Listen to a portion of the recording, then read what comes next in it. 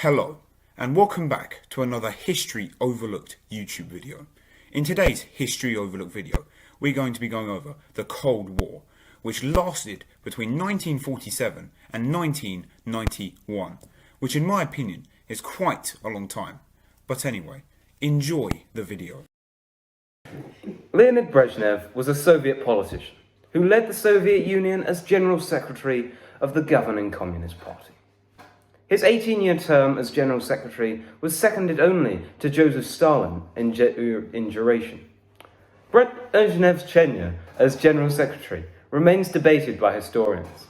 While his rule was categorized by political stability and significant foreign policy success, it was also marked by corruption, inefficiency, and economic stagnation. In this, we find out about the man, Leonid Brezhnev, who flirted with the West.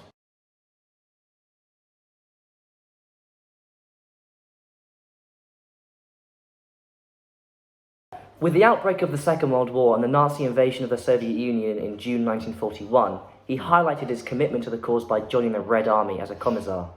He would be rewarded with a rapid rise through the ranks to become a major general of the Red Army before the end of the Second World War.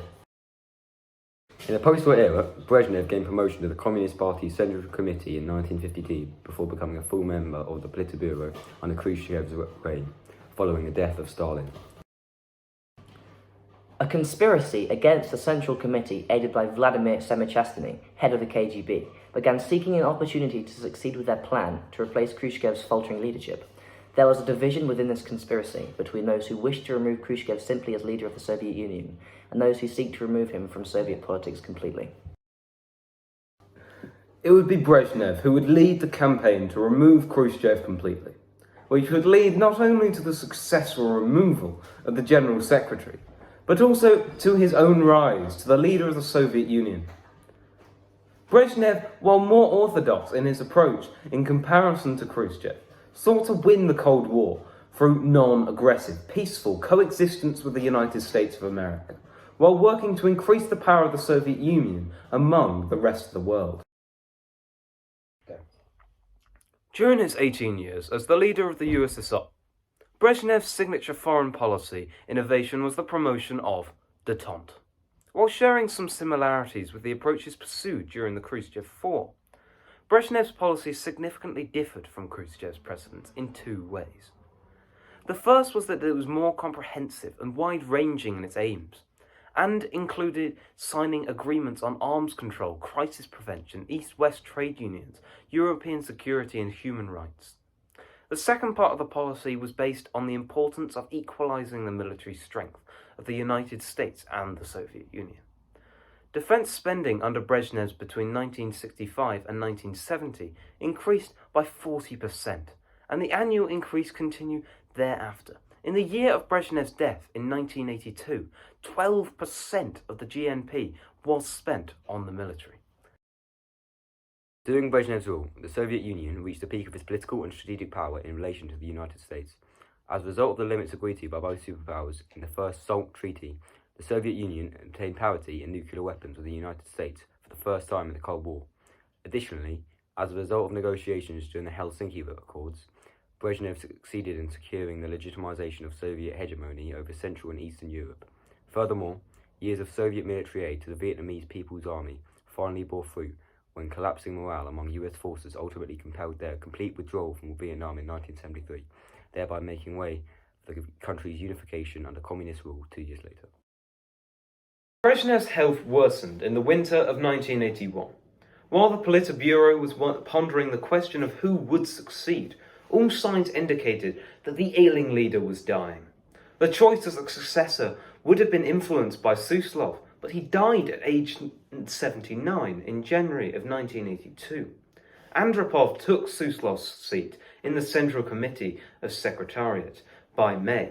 It became obvious that Andropov would make a bid for the office of General Secretary. He, with the help of fellow KGB associates, started circulating rumors that political corruption had become worse during Brezhnev's tenure as leader, in an attempt to create an environment hostile to Brezhnev in the Politburo. Andropov's actions showed that he was not afraid of Brezhnev's wrath. In March 1982, Brezhnev received a concussion and a fractured right clavicle while touring a factory in Treshikent, after a metal balustrade collapsed under the weight of a number of factory workers falling on top of Brezhnev and a security detail. The incident was reported in Western media as Brezhnev having suffered a stroke. After a month-long recovery, Brezhnev worked intermittently through November. On November 7th, 1982, the anniversary of the October Revolution, the event marked Brezhnev's final public appearance before dying 3 days later, after suffering a heart attack. He was honoured with a state funeral after a 5-day period of nationwide mourning. He was buried in the Kremlin Wall necropolis in Red Square, tombs located between Lenin Mausoleum and the Kremlin Wall.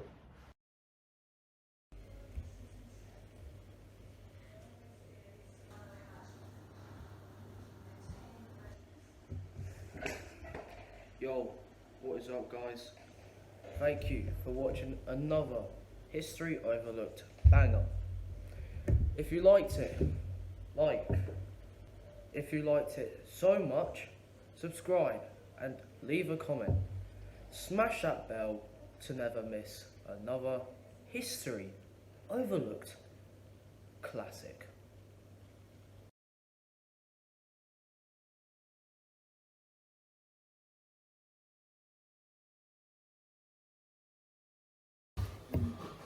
Don't put that back. I fucking hate bananas as well. I'm just going to stop recording this. Okay. In the post-war era, Brezhnev gained promotion to the Communist Party's Central Committee in 1952, before becoming a full member. How is it taking you so... Action. Brezhnev. So is it Brezhnev? Okay. Whenever you're ready. It was under Brezhnev's orders that the Oh, you got one. Oh, you got one. Oh, you got doggy. Yes, you are. Yes, you are. Look at his hair. During his 18 years as the leader of the USSR, Brezhnev's signature foreign policy innovation was the promotion of Détente. Survived waiter. Oh, yeah. Really good as well. Who would succeed?